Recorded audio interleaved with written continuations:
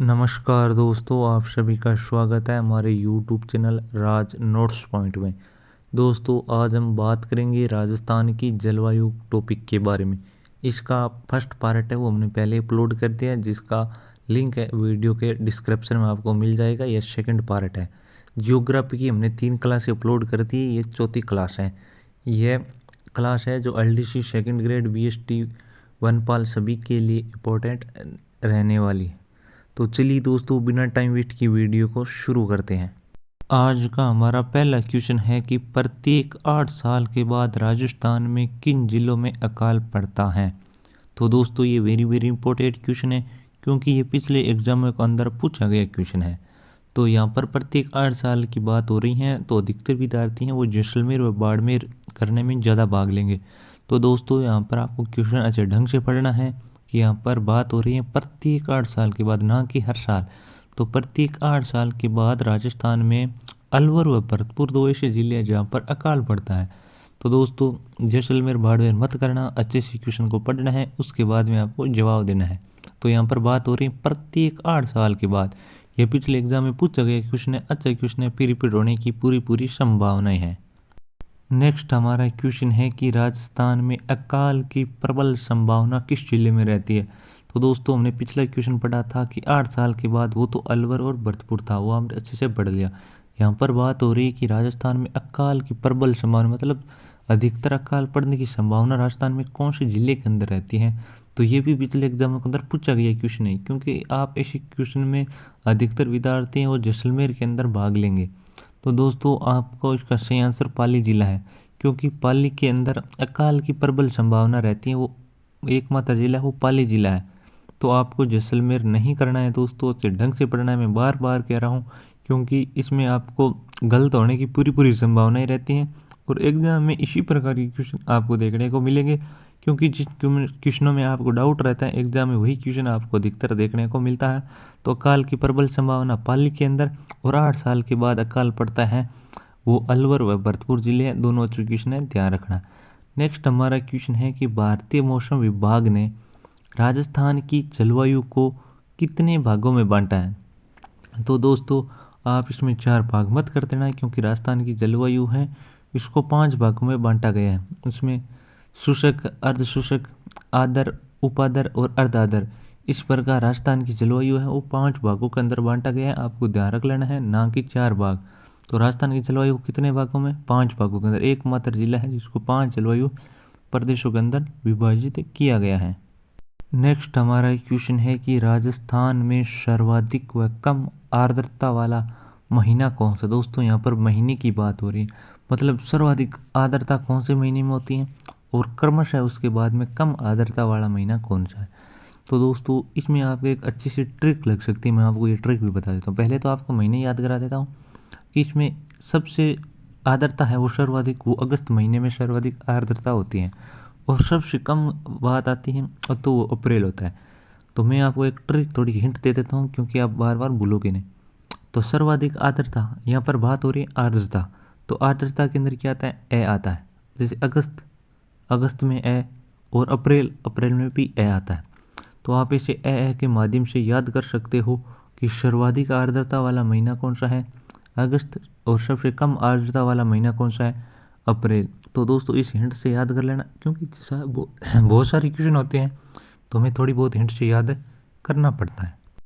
Next हमारा question है कि कोपेन ने जलवायु वर्गीकरण किन के आधार पर किया है। तो दोस्तों, आपको यहाँ पर एक तो आप तापमान में कंफ्यूज हो गए, दूसरे आप है वनस्पति में। तो यहाँ पर बात हो रही है कोपेन, तो कोपेन ने वनस्पति के आधार पर जलवायु को 4 भागों के अंदर विभाजित किया है, ये ध्यान रख लेना, ना कि तापमान के आधार पर। तो कोपेन ने किसके आधार पर किया है, वनस्पति के आधार पर जलवायु का वर्गीकरण 4 भागों के अंदर किया है। नेक्स्ट हमारा क्वेश्चन है कि निम्न में से कौन सा जिला कोपेन के CWG के अंतर्गत नहीं आता है। दोस्तों, यहाँ से आपको क्वेश्चन बनते हैं, जलवायु में ज़्यादातर क्वेश्चन यहीं से बनते हैं कि कौन सा जिला कोपेन की जलवायु इस CWG के अंतर्गत आता है, कौन सा AW के अंतर्गत आता है, कौन सा नहीं आता है। तो ये थोड़ा आप अच्छे ढंग से पढ़ लेना। तो निम्न में से कौन सा जिला कोपेन के CWG के अंतर्गत नहीं आता है। दोस्तों, यहाँ पर बात हो रही है नहीं आता है, तो उदयपुर जिला है वो CWG के अंतर्गत आता है। अजमेर जिला है वो भी इसके अंदर आता है, कोटा है वो भी इसके अंदर आता है। लेकिन प्रतापगढ़ जिला है वो CWG के अंतर्गत नहीं आता है क्योंकि वो AW के अंतर्गत आता है। तो दोस्तों अच्छा क्वेश्चन है। और कोपेन के जलवायु के वर्गीकरण के आधार पर आपको इसी प्रकार के क्वेश्चन है वो देखने को मिलेगा कि कौन सा जिला इसके अंतर्गत शामिल है, कौन सा इसके अंतर्गत शामिल नहीं है। तो प्रतापगढ़ जिला है वो AW के अंतर्गत शामिल है, ना कि CWG के अंतर्गत। तो आगे बात करते हैं नेक्स्ट क्वेश्चन के बारे में कि निम्न में से कौन सा जिला कोपेन के AW के अंतर्गत नहीं आता है। तो दोस्तों AW के अंतर्गत वो जिले आते हैं जिसमें सर्वाधिक वर्षा है वो प्राप्त करते हैं। तो AW के अंतर्गत एक तो बांसवाड़ा आता है, एक प्रतापगढ़ जो हमने पिछले क्वेश्चन में बात की थी, और एक आता है झालावाड़। जबकि कोटा है वो CWG के अंतर्गत आता है, ना कि AW के अंतर्गत। तो दोस्तों आपको जिलों का ध्यान रखना है कि कौन सा जिला किसके अंतर्गत आता है, AW के अंतर्गत आता है या CWG के अंतर्गत आता है। नेक्स्ट हमारा क्वेश्चन है कि निम्न में से कौन सा जिला कोपेन के BSHW के अंतर्गत नहीं आता है। तो दोस्तों कौन सा जिला BSHW के अंतर्गत नहीं आता है, तो पहले बात करते हैं कौन कौन सा। एक बाड़मेर आता है, एक जोधपुर आता है और एक सिरोही आता है। अब कुछ ज्ञानी बाबा आएंगे कि वो बोलेंगे कि जोधपुर इधर है उधर है। तो दोस्तों आप वीडियो में एंड तक बने रहना, मैं जोधपुर का आपका डाउट है वो भी क्लियर कर दूंगा। तो BSHW के अंतर्गत नहीं आता है वो बीकानेर नहीं आता है, क्योंकि बीकानेर है वो BWHW के अंतर्गत आता है। तो बीकानेर किस में आता है, BWHW के अंतर्गत आता है, ना कि BSHW के अंतर्गत है। तो इसलिए हमारा 8 का क्वेश्चन है वो A सही होगा। नेक्स्ट हमारा क्वेश्चन है कि निम्न में से कौन सा जिला कोपेन के BWHW के अंतर्गत नहीं आता है। तो बीकानेर की हमने पहले बात कर ली, तो बीकानेर है वो 100% आता है BWHW के अंदर।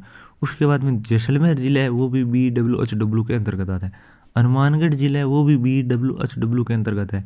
जोधपुर जिला है वो BSHW के अंतर्गत आता है। तो ध्यान रख लेना जोधपुर जिला है वो अर्ध शुष्क के अंदर आता है, ना कि शुष्क के अंदर।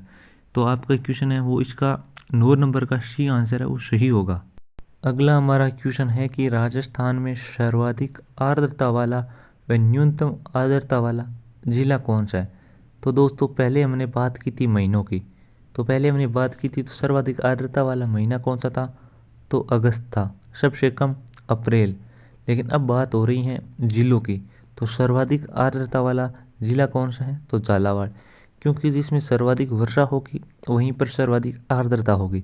तो सर्वाधिक आर्द्रता वाला जिला है झालावाड़ व न्यूनतम आर्द्रता वाला जिला है वो जैसलमेर। दोनों ही अच्छे क्वेश्चन है, ध्यान रखना पूछने लायक दोनों ही क्वेश्चन है। नेक्स्ट हमारा क्वेश्चन है कि राजस्थान की समुद्र तल से औसत ऊंचाई कितने मीटर है। तो दोस्तों वेरी वेरी इंपॉर्टेंट क्वेश्चन है, क्योंकि जलवायु के अंदर आपके निश्चित ही क्वेश्चन है वहीं से आपको क्वेश्चन है वो देखने को मिलेंगे। तो राजस्थान की समुद्र तल से औसत ऊंचाई वो 370 मीटर है। दोस्तों वेरी वेरी इंपॉर्टेंट क्वेश्चन है, पूछने लायक क्वेश्चन है। तो औसत ऊंचाई कितनी है, 370 मीटर। नेक्स्ट हमारा क्वेश्चन है कि राजस्थान की बंगाल की खाड़ी से दूरी कितनी है। तो दोस्तों राजस्थान की बंगाल की खाड़ी से दूरी है वो 2900 किलोमीटर है। तो दोस्तों इसके अंदर मैं 4 ऑप्शन लेकर आया हूँ, चारों ही दूरियों के माध्यम से मैं आपको समझाने की पूरी कोशिश करता हूँ। तो 225 किलोमीटर है वो कच्छ की खाड़ी से दूरी है। राजस्थान की कच्छ की खाड़ी से दूरी कितनी है, 225 किलोमीटर। और खंबात की खाड़ी से दूरी कितनी है, 275 किलोमीटर। अरब सागर से दूरी कितनी है, 400 किलोमीटर। जबकि 2900 किलोमीटर वो बंगाल की खाड़ी से है। तो मैं चारों ऑप्शन लाया हूँ क्योंकि मैंने तो आपको यहाँ पर बंगाल की खाड़ी दे दिया है, लेकिन जब भी एग्जाम में आएगा तो अरब सागर से भी पूछा जा सकता है। तो आपको चारों ध्यान रखना है, कच्छ की खाड़ी से, बंगाल की खाड़ी से, फिर अरब सागर से और फिर है बंगाल की खाड़ी से। तो अच्छा क्वेश्चन है, ध्यान रखना। नेक्स्ट हमारा क्वेश्चन है कि मानसून का अध्ययन करने वाला प्रथम विद्वान कौन थे। दोस्तों वेरी वेरी इंपॉर्टेंट क्वेश्चन है कि मानसून का प्रथम अध्ययन करने वाले विद्वान है वो अल मसूदी थे। तो मानसून का अध्ययन करने वाले प्रथम विद्वान कौन थे, तो अल मसूदी थे। आगे बात करते हैं कि राजस्थान में सबसे पहले प्रवेश कौन सी शाखा करती है।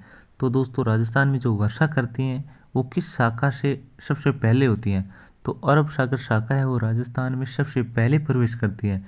लेकिन सर्वाधिक वर्षा है वो बंगाल की खाड़ी से होती है, क्योंकि बंगाल की खाड़ी से 90% वर्षा है वो होती है और अरब सागर से 10% होती है। लेकिन सबसे पहले राजस्थान में अगर प्रवेश करती हैं तो वो अरब सागर शाखा है। इस चीज़ को आपको ध्यान रखना है।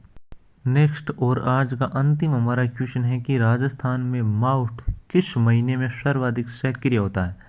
तो दोस्तों इस चीज़ को आपको ध्यान रखना है कि माउट है वो दिसंबर व जनवरी में सर्वाधिक सक्रिय होता है, लेकिन हमारे ऑप्शन के अंदर जनवरी ही दिया गया है तो हमें जनवरी ही करना है। अगर ऑप्शन में आपको जनवरी और दिसंबर दोनों देखने को मिल जाए तो आपको जनवरी सही करना है, क्योंकि सर्वाधिक माउट है वो जनवरी महीने में सक्रिय होता है। क्योंकि अभी वर्तमान में माउट है वो राजस्थान में सक्रिय है, ये चीज़ आप देख सकते हो कि माउट है वो रबी की फसल के लिए अच्छा होता है, क्योंकि वो गेहूं और चने की फसल के लिए गोल्डन ड्रॉप कहा जाता है।